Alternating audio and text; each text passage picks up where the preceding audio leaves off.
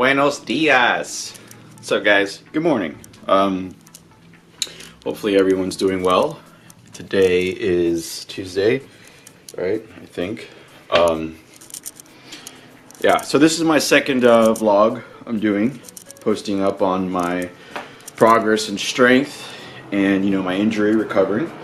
So today specifically, we are working on one of my favorite days, legs. Leg day.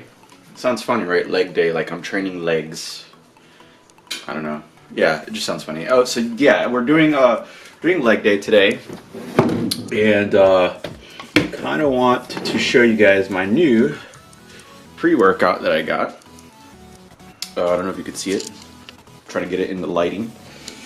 Lit. It's probably the funniest pre-workout I've ever heard of. Entitled Lit. All I could think of is Little John, right? Turn down for what? So anyway, today we're gonna do some. We're gonna put you down here first. All right. So I don't have my little. There you go. All right. Perfect. So today we're gonna start off having our protein shake. Just one scoop, chocolate whey protein. Then 30 minutes, I'd have the pre-workout, the new one that I just showed you. And from here, I commute to the gym. And I get things rolling. This is now my 6th week. No, 4th, 7th. Yeah, this is my 7th week into the program that I've developed. I wanted to, maybe I should be doing more of these vlogs, but I wanted to put out there that I made modifications to the program because I'm, you know, still recovering, hitting my body part like a squat movement or leg press, because that's the only thing I could have done. If I had done that like twice, maybe 3 times a week, my progress would be a lot faster and recovery would be better. So I decided to do that instead of just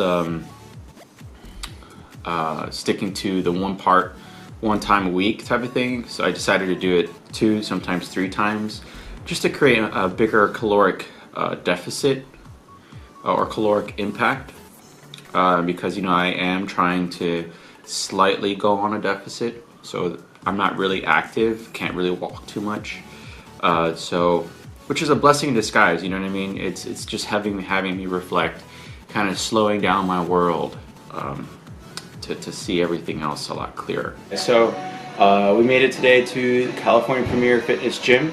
This is where I train. You know, this is where I get my a lot of my personal training for myself done, as well as coaching several other athletes as well as clients. So today, as you know, vlog 2, we're doing squats, and we're going to be working on our lower body recovery. Now it's been kind of want to say close to 3.5 months. You know, there's still some swelling, there's still some pain, but I'm obviously trying to do some drills and warm-ups to help me get to obviously squat. So what we're going to do now is we're going to go over those warm-ups, and then throughout the entire workout I'll probably do some voiceover. Alright guys, so basically with what I am starting to do here is my warm-up, and you know, being that I was injured and I'm still recovering, I kind of need to make sure I'm properly activating the appropriate muscle groups necessary for squatting today, which today I would say makes it the official day of squatting, because the other times I've been squatting are more, you know, like box squat or front squat with just the bar, you know, little baby progress, and I wasn't going full depth. So I would say today is the first time I do a real squat, if anything, or my actual workout versus just playing around and testing myself. This is actually the squat workout. So with this warm-up, what you're seeing me do is I start off doing squares. And the reason for that is, you know, typically some people do it in circular motion. I do too. I eventually get to that, but I start off with squares because I like to find out, you know, where in the position I'm feeling off. Like if I feel weak or I need to activate more of that, I kind of hold it there a little longer.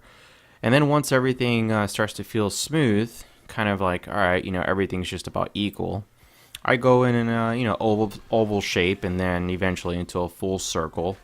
And that's pretty much how I do these drills. I really don't have a name for it. Uh, Maybe you guys can come up with something cool. Share it with me. Let me know, whatever. But I definitely think you guys should give this a shot and give it a try. It might definitely help you out with activating a lot more of, glute muscles. This one's a common one. We see a lot of people do it. From experience, I don't have a whole lot of research or any data to suggest otherwise, but I just believe that this drill, doing it without having your head or your whole body position bobbing up and down, and just simply extending your leg out from side to side and then just keeping the tension on your glutes is much more effective. At least that's how I feel about it, literally in the glutes. As well as my philosophy behind it is just to keep the tension there and just simply walk sideways in a very slow manner. I've had some clients give me the positive feedback on this, because I'm always curious to know, like, hey, did you guys feel that? Do you feel it more a lot more efficient or effective than just walking, right? You see people walking sideways, and then when they do that, their hands are in front of their chest and they just bob up and down. By all means, if that works for you, keep going at it. So nothing wrong with that. Just figured I'd share something new. Hopefully, you guys could try it out and let me know what you think. This one here, so before I get on the bar, obviously, everything, my proprioception is off, my balance is off, my ankle's like extremely painful. There's a crap ton of scar tissue that's limiting my range of motion. So using a band on my thighs as well as my back kind of allows me to do the movement of the squat without the actual load. And I just thought I should do it the time frame, because it just feels so weird squatting now, because I've this entire time I was just using a knee scooter, and my whole right hip glute thicker, tighter, stronger than my left one, and my left calf went through some insane atrophy because it was in a cast for 6 weeks. So it looked pretty weird. So this right here, one of my favorite exercises I started doing thanks to my physical therapist, kind of showed me how to activate my scapula and, strengthen my posture. Oh, so this one, real quick. This here is just showing you guys a comparison of what 10 pounds and 5 pounds look like for a stepper, because when I first started, I did 10 pounds, which is a little higher, maybe a full inch or 1/3 of an inch. And with the 5 pounds plate on the ground to step on, it, I believe, is probably like a half an inch. I'm not exactly sure, but it's just not as high up. Basically, with that, I'm making progress. I'm actually able to get more mobility and flexibility, range of motion, essentially, when I do my squat. As you see here, I'm doing a really slow, eccentric movement of the squat, and then a very fast, explosive, concentric portion of the lift. And whether it's bro science or not, or literature, or whatever direction the fitness industry wants to take it, I'm just going with my gut here, and I advise this to every athlete client that I've worked with. If you feel more effective, being explosive, drop and shooting up, and that works for you, all right, by all means do it. But there always is a more optimal approach of doing things, and truthfully, that is just how you're supposed to figure that out. Like, that is your pursuit of mastery in this squat, this technique, this skill. So with that said, I've noticed for myself that going slow, as you're seeing here, I feel it a lot more in my hamstrings and in my glutes, a lot more than I do with my quads. when I do a high bar, obviously the intent is to feel it in the quads and in the glutes as well. But I notice when I go low bar and, basically a wider stance, the bar position being, beneath the shoulder line or scapula, right along the line of the rear delts.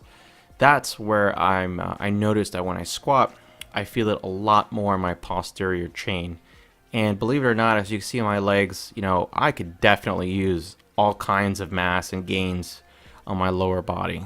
I'll be gentle with myself and say, it's not my fault. Obviously been in an accident and had some bad injury, but rest assured, I'm going to come back. I'm going to be a lot thicker and, have bigger quads and hamstrings and glutes, especially my glutes, because I think, I think it's hereditary where my grandfather have like a flat ass. So,